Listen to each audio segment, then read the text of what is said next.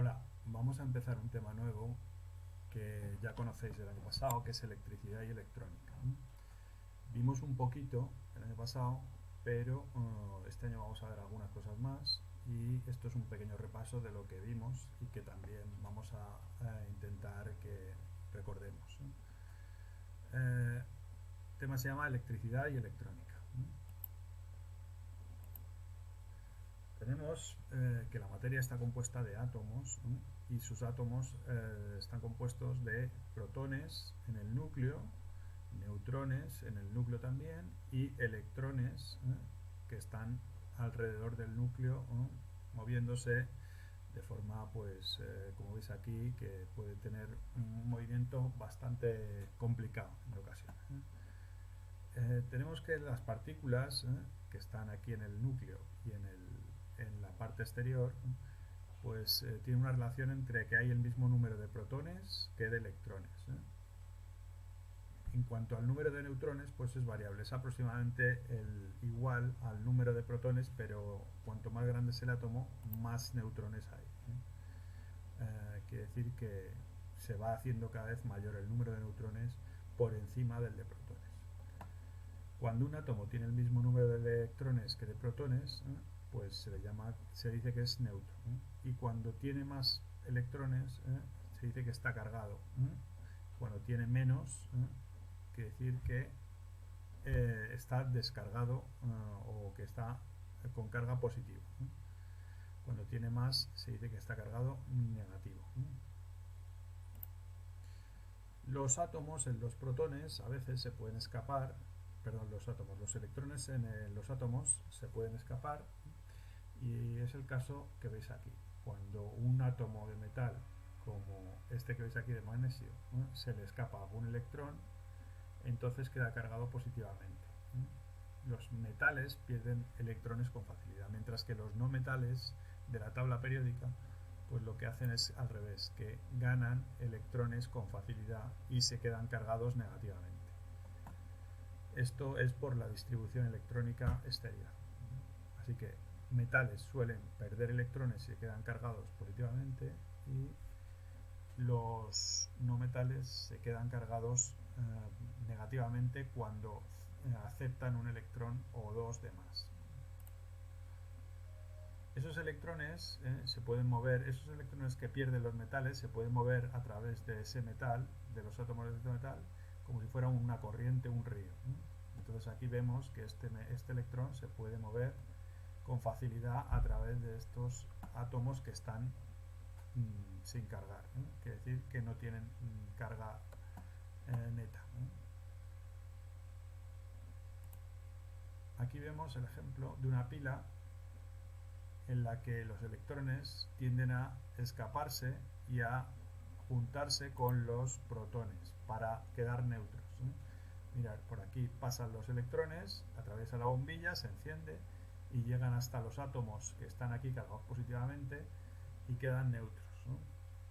Positivo con negativo siempre se atrae, entonces los electrones están atraídos por las cargas positivas y vienen por aquí hasta aquí. Esta sería una pila grande y esta sería una pila pequeña. Y aquí tenemos también otra forma de verlo. Vamos a ver. Aquí tenemos cómo se produce la corriente eléctrica, que, como algunos habréis visto el del año pasado, pues se produce básicamente por 6 procedimientos, que es por frotamiento. Frotando un peine contra un trozo de paño, pues se puede quedar cargado positivamente o negativamente. Entonces eso atrae a otros átomos que puedan tener una carga neutra. ¿Vale? Entonces las cargas eléctricas, al atraerse, pueden ser positivas con negativas, se atraen, y es lo que pasa cuando el peine se acerca a unos trocitos de papel que se atraen. Cuando queremos cuando queremos producir electricidad por presión, pues lo que hacemos es utilizar un material piezoeléctrico que, al recibir presión, suelta electrones al circuito eléctrico, que es lo que pasa con los encendedores de gas de las cocinas, que sueltan una chispita y se produce el fuego en la cocina. Entonces eso es lo que generan los materiales piezoeléctricos. También se puede producir electricidad por calor. Al calentar un material que se llama un termopar, se puede producir electricidad en los extremos de ese termopar. También se puede producir electricidad mediante efecto químico, que es lo que pasa en las pilas. Colocando dos materiales que sean adecuados, dos metales por ejemplo, pues tienden a ceder electrones de forma distinta al medio, a la disolución, y al tener distinta cantidad de electrones pues se compensa mediante la adición de un circuito eléctrico que esos electrones recorren desde un punto al otro. Esto básicamente es una pila. Tenemos pilas que tienen esta misma composición. Para producir electricidad por efecto magnético, pues lo tenéis en los alternadores de los coches, por ejemplo, que producen electricidad, y también en las dinamos de las bicicletas, que producen mediante magnetismo. Al acercar un imán a un conductor eléctrico se produce una corriente eléctrica. Al acercar o alejar el imán se produce electricidad.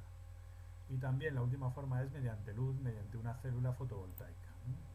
Estas células fotovoltaicas producen producen electricidad a partir de la luz del sol o de otros dispositivos que produzcan luz. Un circuito eléctrico básicamente es lo que veis aquí, es un elemento que genera la corriente eléctrica, como esta pila, un cable que une el generador con un receptor, este es el receptor, y otro cable que une el receptor con el generador.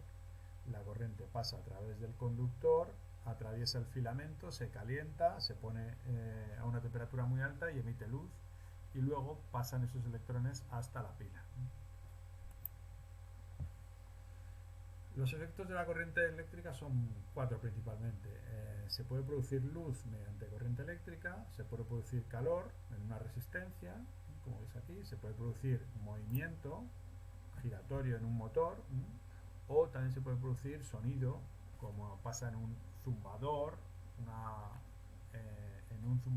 o en un altavoz, que también puede ocurrir. Los componentes básicos de un circuito eléctrico son básicamente 5.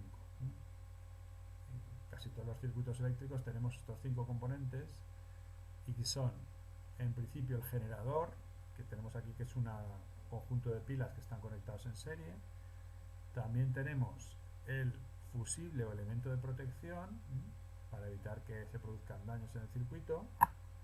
También tenemos una resistencia eléctrica, que sería un receptor, en este caso es una resistencia, podría ser un motor. Y también tenemos un elemento de control, que es un interruptor en este caso. El último de los componentes siempre es el conductor o cable.